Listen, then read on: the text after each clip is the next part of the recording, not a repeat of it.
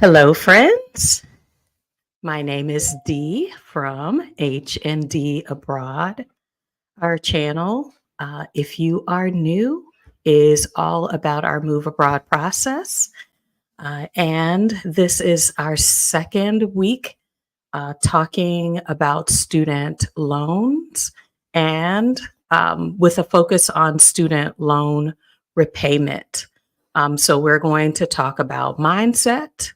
We're going to talk literally about the steps that we took within our family budget, but also with setting up how we were going to pay a six-figure student loan debt back, which we did over the course of 13 months. And so if you are interested and have thought about um, can you do it? If it could be done, I invite you to um, pull up a chair, take out a notebook, learn from our lessons, as well as the things I wish that I had thought through. But our job here is to be transparent and to share. If you are joining, I see you in the comments. Thank you, Francis, for joining. Thank you, Stephen. Thank you, servant teacher Nikki, for joining. Um, as I shared last week in part one of our series, I want to caveat the conversation with a couple of things. One, I had a group of federal student loans. So they are federal education loans, which some people also may have bank loans. So if you got a loan from a bank to pay off your student loan debt, some parts of this are relevant to you, some may not be. So just kind of keep that in mind. Another thing is I paid off my student loans during the pandemonium. So 2021 was a very unique time for those who had federal education loans. And so that unique set of circumstances, in addition to some of the work that my husband and I had already been doing around paying off debt, really lent itself to climbing the mountain of paying it off. And I want to say, I understand that my situation might look different from others. I did do this married. And so with a partner, there are a few things that I was able to do because there were two income earners in the household. So, but I still think that the core concepts of looking your debt in the eye, making a plan, and executing your plan are really can be done by a single person, a married person, someone in their 20s, or someone that was in their late 40s with three teenagers that were at home, that lived at home with us. It can be done.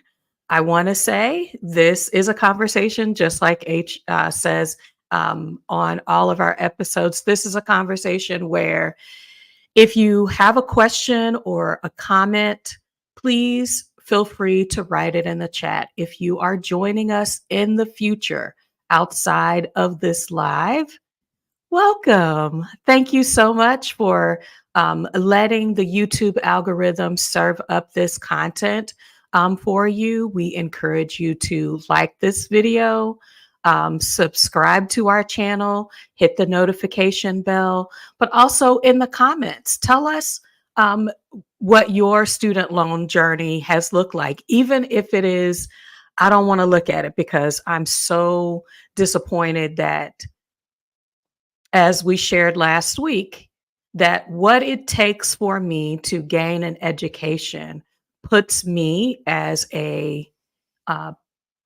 as a student at a very young age, or as a person that's seeking um, to make a different level of impact on the world by studying a particular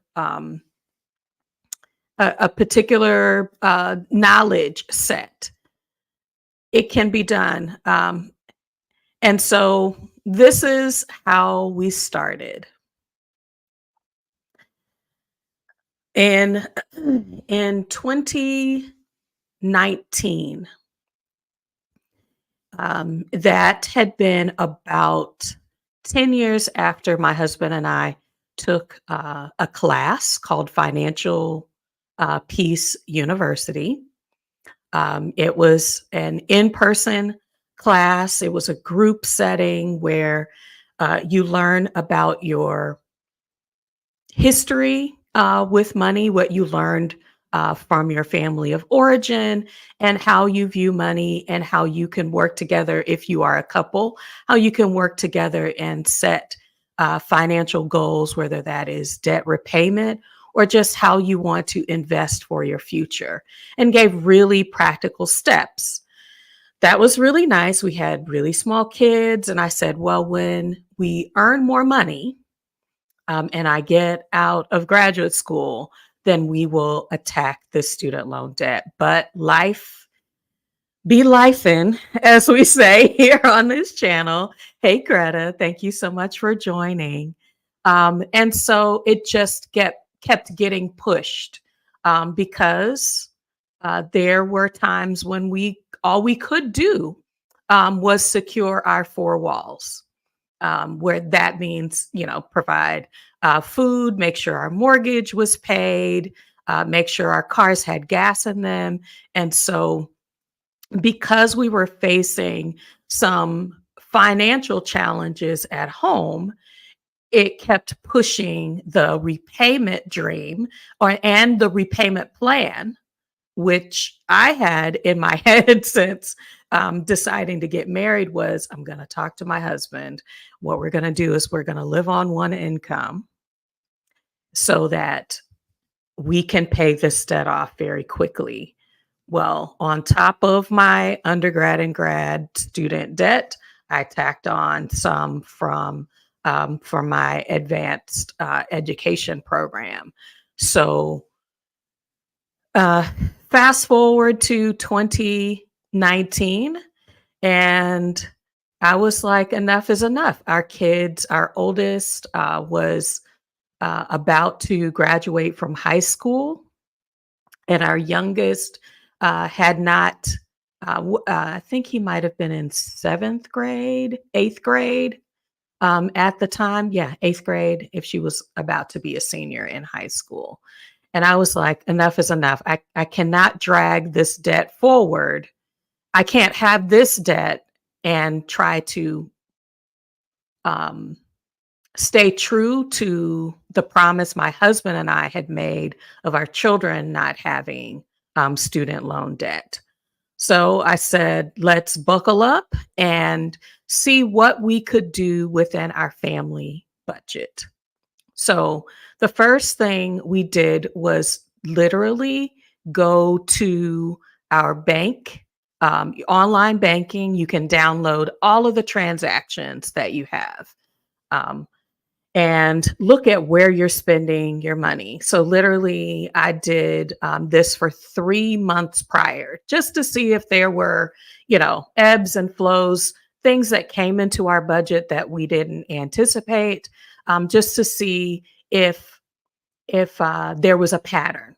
So the first thing I would suggest that you do is to look at how you're currently spending money, to see if there are any patterns. And what I found out is we go to the grocery store. We went to the grocery store a lot. We cook at home. My husband is an excellent cook. He's a chef. So but those, hey, what do you want to eat for dinner? Conversations on the way home had him stop at the grocery store a lot. So not just what are you spending and what categories are you spending money on, but we also noticed that there were um,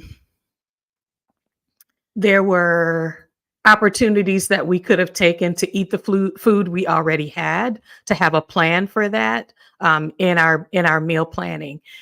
I like meal planning like Monday through, Friday, that I know what we're going to have for breakfast, what we're going to have for lunch, what we're going to have for dinner, then go to the grocery store, buy it all. It's in the refrigerator. The kids can look on the refrigerator and see, okay, it's waffle day, pull out the waffles, make breakfast.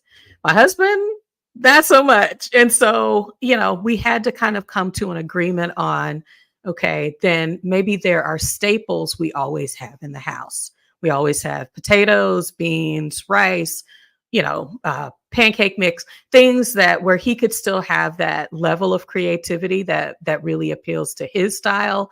And like I can just plug it into, if you want breakfast, these are the breakfast items. So if you're a couple, find your middle ground because there usually is one.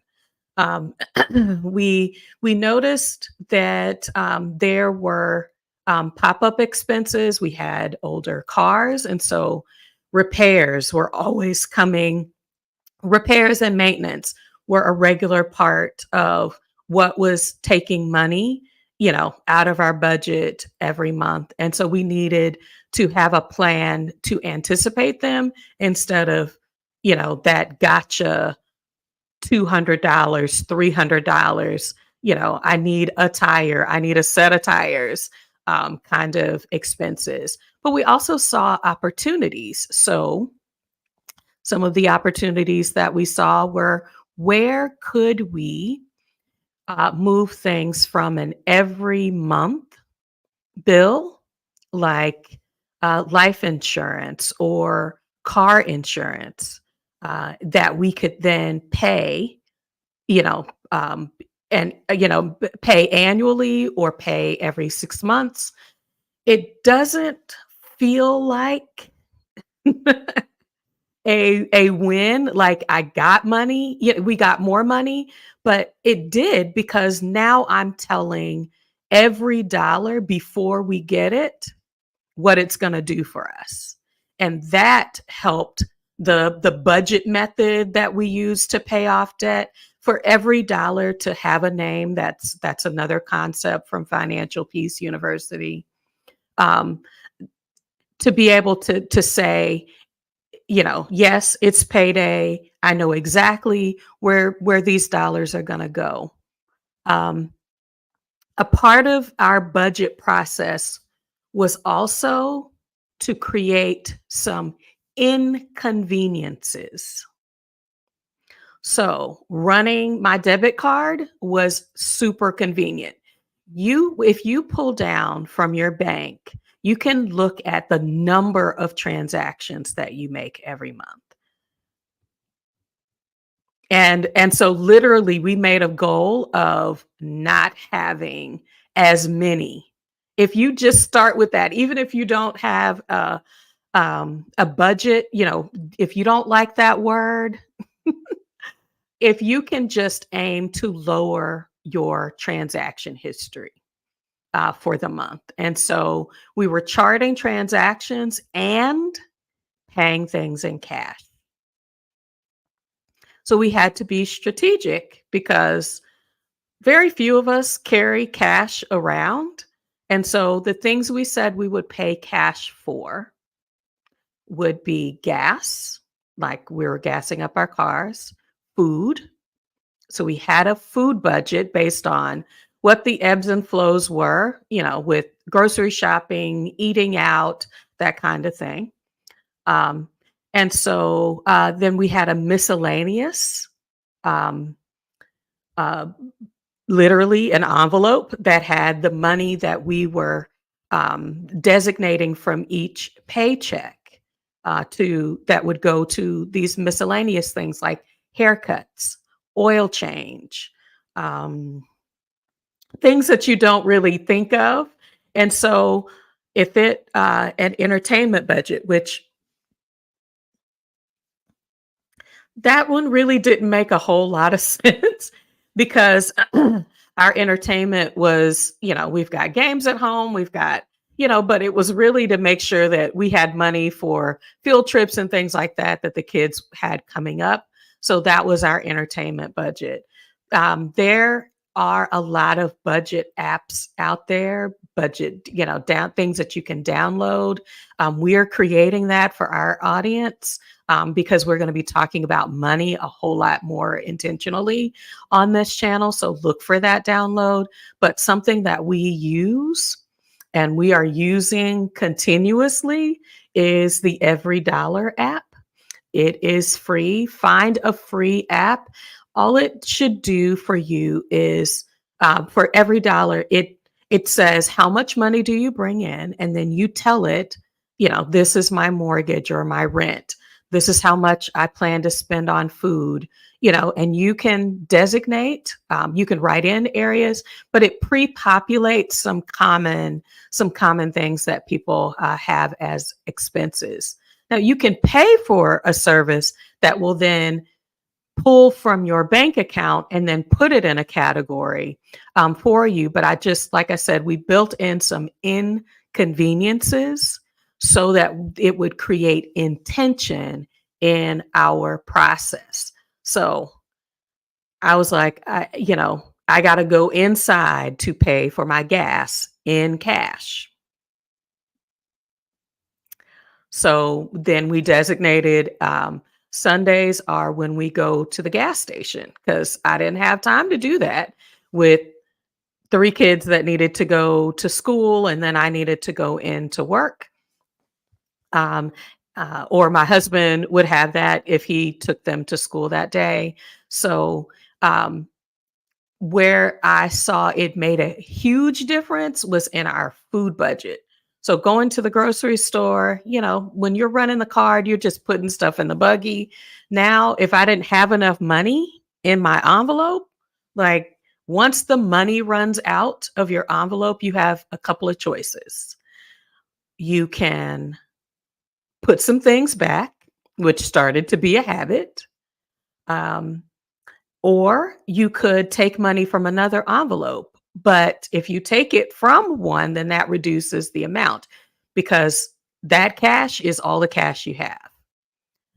And so um, it sounds like I'm really off of the student loan topic, but I'm really talking about the confidence that you get with doing the things that are part of your necessity if you're wanting to get closer to what do my expenses look like. If you are in a conversation when I do consulting and people are asking about, I want to get my money right, the first thing I ask is how much money do you need to fund your life every month? If you don't have a firm grasp on what that is, this is a great activity to do to realize at least where your money is going so that then you can fit in your goals. Another opportunity that we saw was we've got little debt.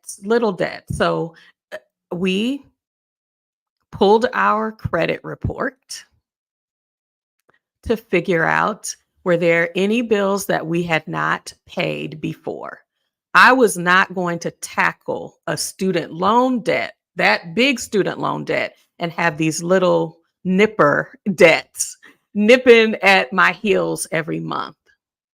And so that's what we did was we took a look at what's on our credit report that is a revolving account or revolving a debt that we had forgotten about or that needed to be paid. We wanted to have that credit report clear and then even things like I borrowed some money from my mother that went on the list. So anything that we owed, our son took double bass lessons. I didn't have cash. We were paying incrementally every month on his to purchase the double bass because he said that's what he wanted. So we just put in a plan and literally we use what's called the debt snowball. So when you're looking at a repayment strategy, there are lots of repayment strategies out there. The debt snowball, the debt avalanche. And so these are concepts where this debt snowball literally just looks at the amount of the debt. You pay the smallest debt first, cross it off, and then go to the next highest debt. So to figure that out, we used a variety of methods. Who do we owe? Is there anything on our credit report? And y'all, please, if you're looking how to pull your credit report, please use annualcreditreport.com. Annualcreditreport.com is where you get the free, no cost, I guess I should say it that way, credit report. And what we did was there, with each of the credit bureaus, every 3 to 4 months, we chose one credit bureau. At the beginning, we pulled it for all of them just to see if there were some that showed up on one or the other. But after that first year, you get one no cost credit report per year. And so we just said, we'll check one quarter, we'll check one the next quarter. So every 4 months we were pulling that report, especially as we were paying them off. We wanted to see when they would come off of our credit. So that was what we did. And it took us a little over a year. So you're talking about two people with a super tight budget. Um, I've seen a lot of how to repay debt with a low income. I would say I felt like I had a low income when we started because there was really no give that I felt like we had in our budget. Like we were always looking at, okay, can we afford to do that? How are we going to, make ends meet till we get the next check? Just when you're looking at that, getting your money organized mentally gives you the feeling like you're making more money because now you're creating space in your debt where you don't have those little things that could be put on a longer schedule, like once a year um, or every 6 months. So as we started getting rid of those debts, literally, I built a chart. If I were at home, I'd be able to show you literally it's got what the debt is, the total amount of the debt, and then I drew out, January and created a column, February, March, April, and um, and then did a cross. This is how much we paid toward the debt, and this was the amount that was remaining. That was super motivating to me, and so another repayment strategy when you are doing whatever method that you use, and the debt snowball was our method, that we were able to see those debts as we crossed them off, see those red lines or, see paid in full. And that was so motivating because what you do is you pay off the smallest debt and then you take that money and anything extra and put it toward the next largest debt. And so you're rolling up the amount. So hopefully you're getting better with your monthly expenses so that you have a little bit extra to throw at the debt. So it took us about a year and a half to kind of work through little bills, big bills, bills to family. And I agree, Thanksgiving tastes different when you don't owe the people that you're sitting down at the table with. My parents were never those that were like, you owe us money. They were never that way. But to me, I felt really empowered because I paid them back just like I said I would. And that's the honor that I felt that I wanted to give to my parents. They may have said it was a gift. I said that I wanted to pay it back. And so I did. Getting that confidence before paying off a six-figure debt was so vital. I do not want, that's why I could not uncouple that from our story. But the lessons that I learned about keeping tabs on how much money I'm spending, having those buckets so that when it came time for those big once a year or every 6 months, that we had that money ready, waiting to go. That really gave me the confidence. So once we paid off those little bills and we could see where we had more give in our budget, the next thing we needed to do was to actually take a look. So by 2020, by spring, excuse me, spring of 2020, we were paying off our largest debt. And I believe the world shut down in March of 2020. And that tapped into a lot of fear that I had. There was a lot of uncertainty in the world when, 1 week led to 3 weeks, led to a month, led to, 6 months. I was like, what are we going to do? We're living in our house. But get this, y'all. That's when I saw more opportunities. We didn't have large gas bill. So those things that had been in the envelope now, for gas, we were able to say, okay, we're going to gas up one car instead of having three cars, because we had a car for the children, a car for me, and a car for my husband because of our schedules. And so now we're down to one car, maximizing that opportunity. We pulled, let's see. So pulling the credit report told me that I didn't even realize that one of my loans did not get captured in my loan consolidation and had fallen into default. Horrible. That's just horrible that I didn't even know that. But pulling the credit report told me that it had just fallen into default in the fall of the previous year. So what I learned going through Financial Peace University is call them, work out an agreement. Can you reduce the amount of debt? Because we know that for pennies on a dollar, um, some debt collections will take a different kind of what do you call that? They will settle the debt for less.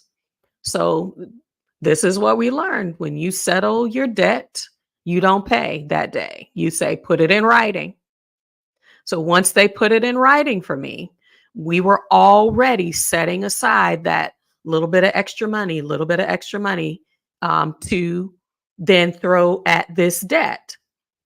It was a couple of maybe a couple of $1,000, maybe yeah, somewhere around in there.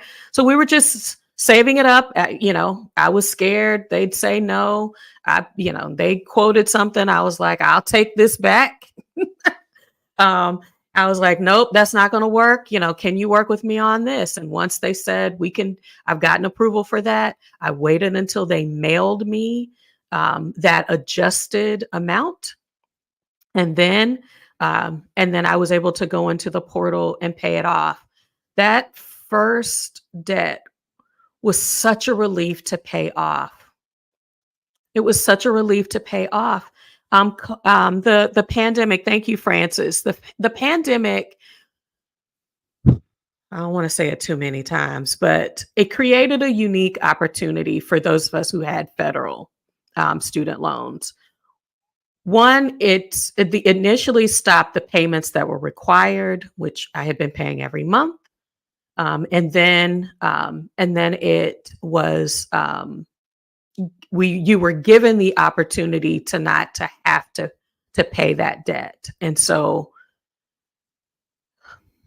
I said, maybe this is a unique opportunity. It's not, the interest was stopped. And so, what stars would ever align like this before, where I could make a target for paying off a student loan? The debt wouldn't continue to rise as I was trying to pay it off. And so, but then, there were new opportunities. There are opportunities with an employer to, that's something that I learned along the way. Some employers have student loan repayment, debt repayment relief. And because I was researching and doing that, I found that. So I just, you know, yes, you throw as much of it as you can from every check. Because I was like, this debt is not going to take my dream. And my dream was to have more power over my life. And remember, the time we started paying off the debt, I thought the world, the wind was at my back. I had all of these things going forward.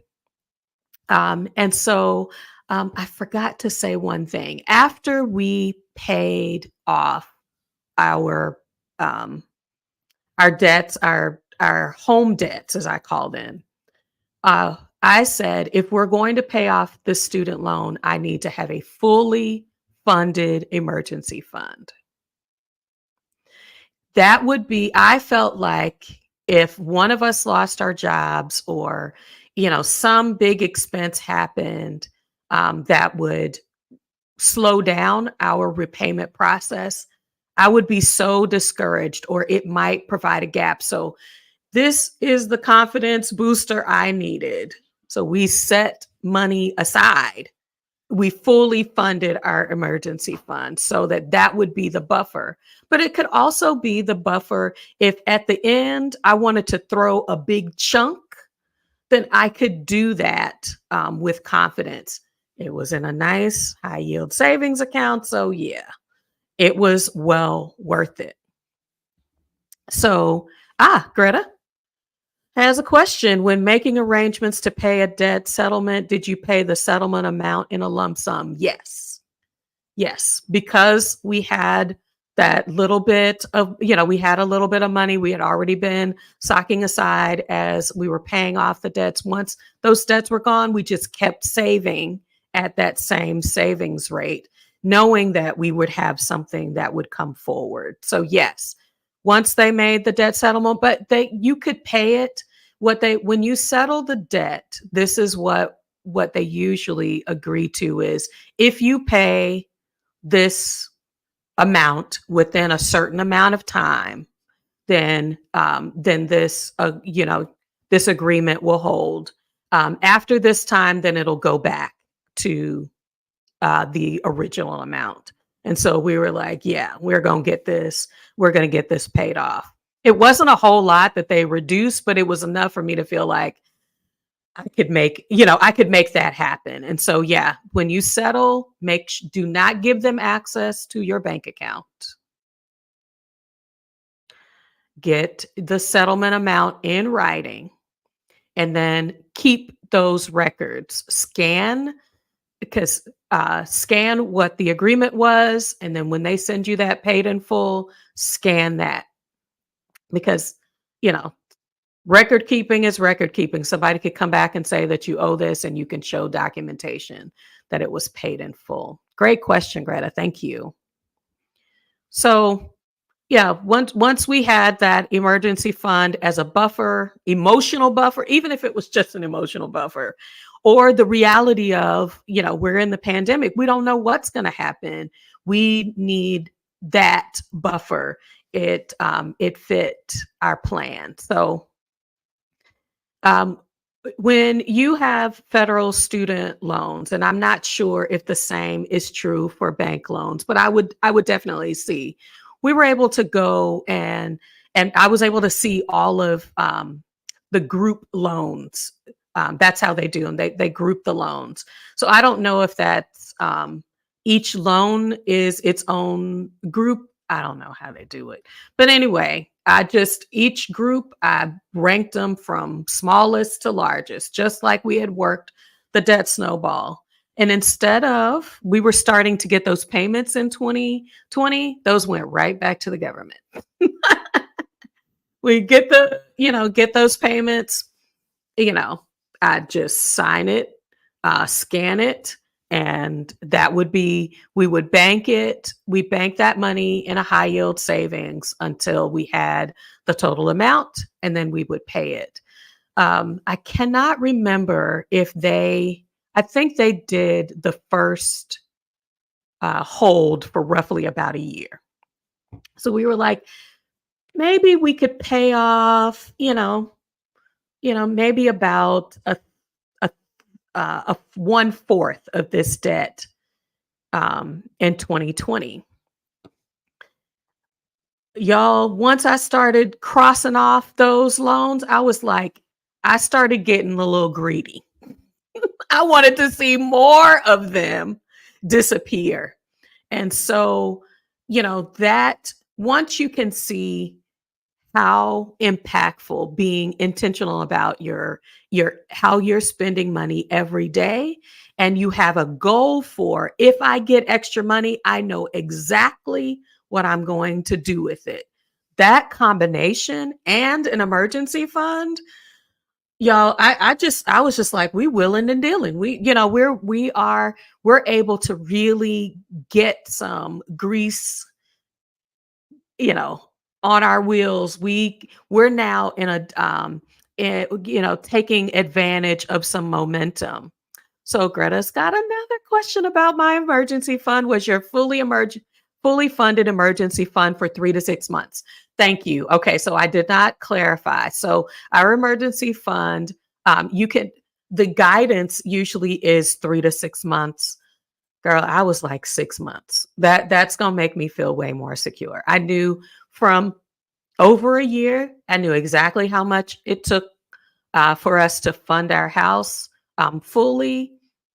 And so, being able to multiply that by six, we took the time to save it. We probably could have paid off a few things before, but paying off debt. This is kind of where I diverge from the financial peace university. Having just a little emergency fund did not make me feel secure, not as a wife and not as someone that was repaying a very large debt, because I felt like um, the circumstances that could impact our repayment journey, um, there were too many things in the air that could have left it. So, yes. So Greta's using the other term that we talk about is the baby steps. So baby steps, baby step number one is $1,000 emergency fund. Step two is to rank your loans from smallest to greatest. Baby step three is a fully funded emergency fund. And so, hooray for Greta, who will have baby step one complete next week. And so I challenge people. The term baby step just means you can craft whatever that means for you. Um, Being really clear about, why am I doing this thing that most people are not doing? Most people say a student loan debt, just like a mortgage, just like any other very large debt. There are people that say, I'm not meant to pay my car off. Um, in a small amount of time. And I would challenge you to say, yeah, uh-huh. And when you start paying off big debt, you're like, why would I leave a $12,000 debt, or 15 or 17? I think they're saying that most cars are like 14, 17, 21, $23,000 loan out there when I've paid off something really big. And so I'm so thankful for the ability to say, I don't want money or the lack of it to stop a process, um, to take to push my dream into the distant future. But the other reason why, and I know I've jumped a little bit around, y'all, please forgive me. Um, Another why was added 4 days before my birthday, and that was that I lost my dad. And it was completely unexpected, and was soul crushing. And my manager, my employer, they were so kind. I spent the better part of a month off, and that's almost nearly unheard of. Um, and so what required me to go back to work is I had not monthly bills, I had big bills, even though I could have said, you know, these things, they can take care of themselves. These student loans, they can take care of themselves, you know. And I was just like, wow, what if I didn't have that? Then the way our household is set up, we only, our monthly budget can be covered by one person. So I could have taken more time to heal if I hadn't had this debt.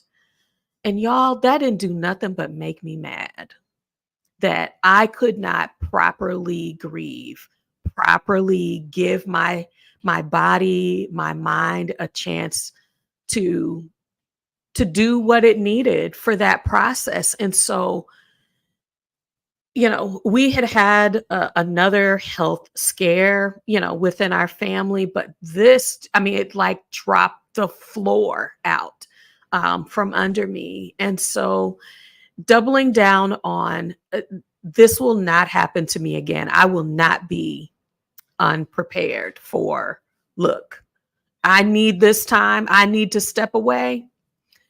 I'm going to take that time.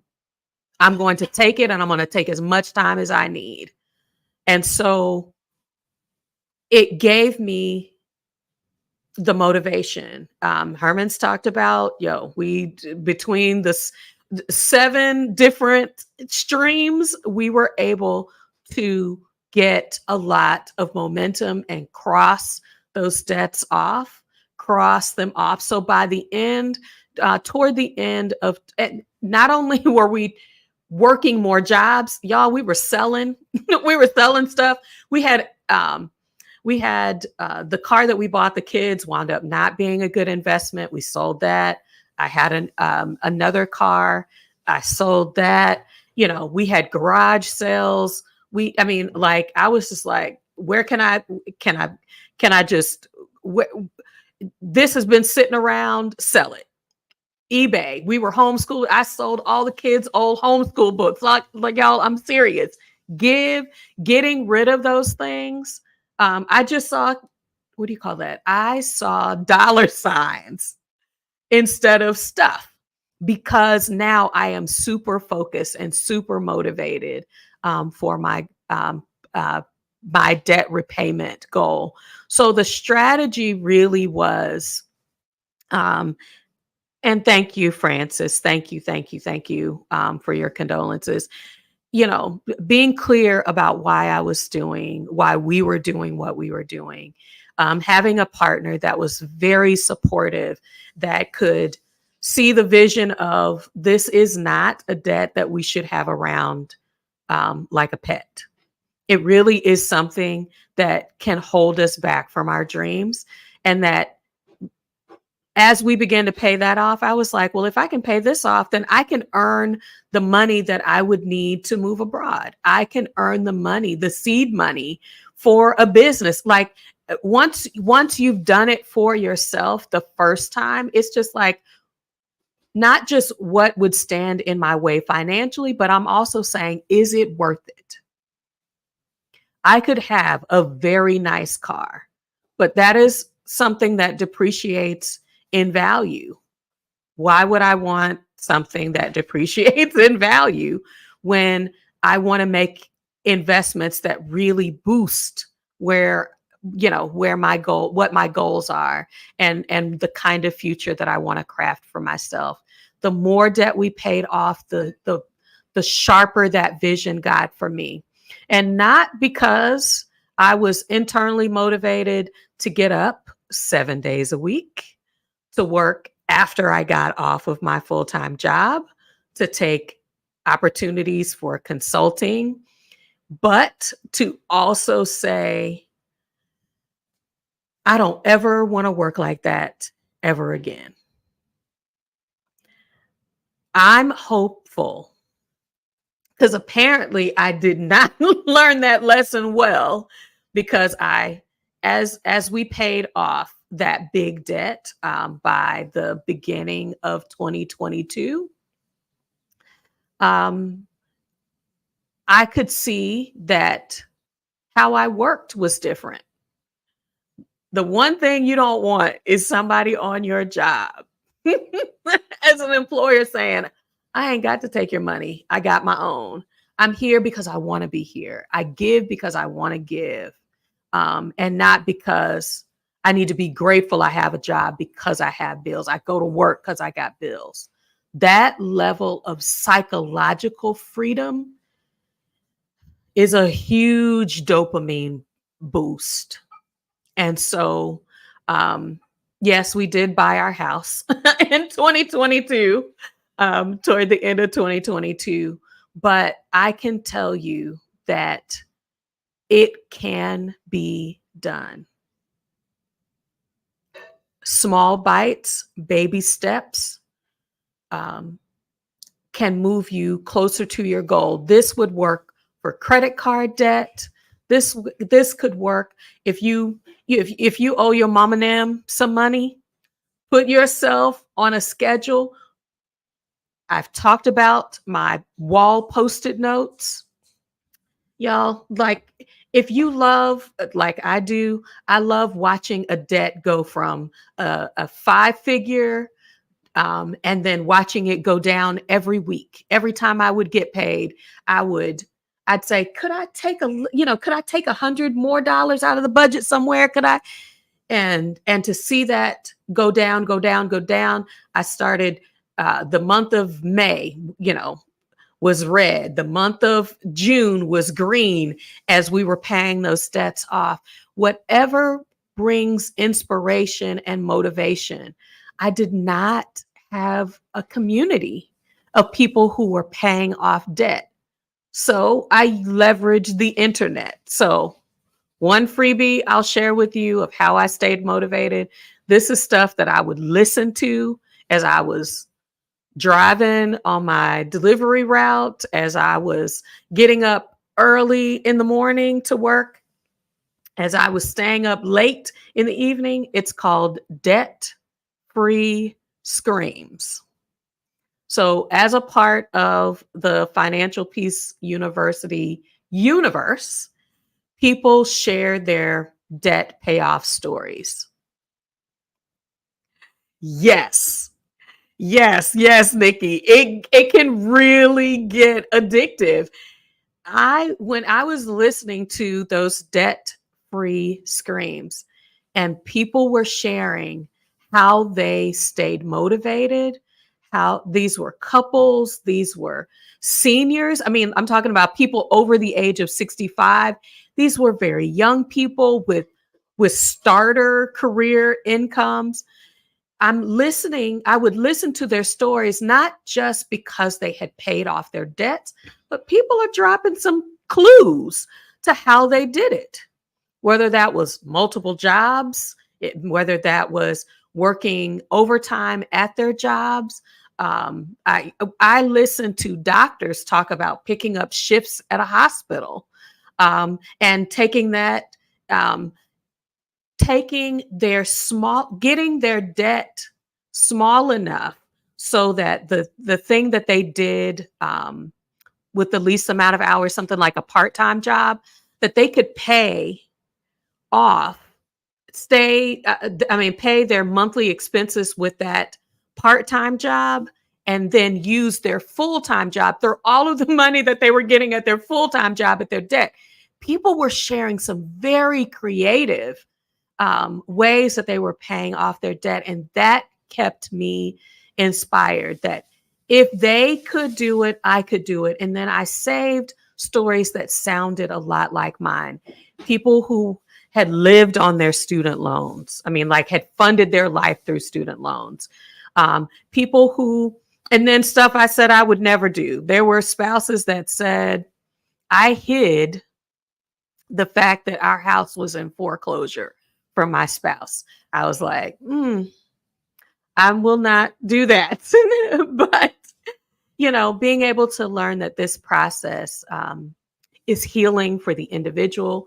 It can be a healing and a learning process for a couple, but it's also an opportunity to be able to share what you learn. And that is literally part of the motivation that my husband and I had for this channel, was to really be transparent about, we are not, as Stephanie Perry says, she says, we are not exceptional.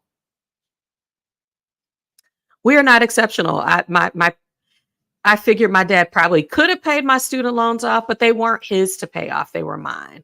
And taking responsibility for them and saying, people knuckle down every day to do the hard things. And I can do that too. And I want my children to see the consequences of debt, the consequences of mommy is always tired. I'd come in at 11, 12 o'clock at night and be up the next morning at 6 a.m. Like, no one should do that. No one should do that for a debt that could have been avoided. And so I want more stories of people that look like me to be out here saying, you can do it. 1 and 1 will always equal 2. It doesn't matter your situation or your circumstances, whether you have, a good paying job, and good is whatever you define it as, or if you're literally barely making ends meet, you can still take these same principles and apply it to your situation, and then ask the universe, ask the divine to bless your efforts. However you see your higher power, I believe, I always felt like I was climbing the rough side of the mountain, but I promise you, when I sat down with my written whys, that I believe that a force of nature came alongside my husband and I to give us strength, to give us encouragement, to give us the ability to laugh, to give us the ability to cry over the regretful things that we had done, but never to be held back. So, yes, Greta. Greta mentioned her surgery, but those medical bills, as I said in our last conversation, medical debt is the number one reason that people declare bankruptcy. So we have a lot of reasons in this society to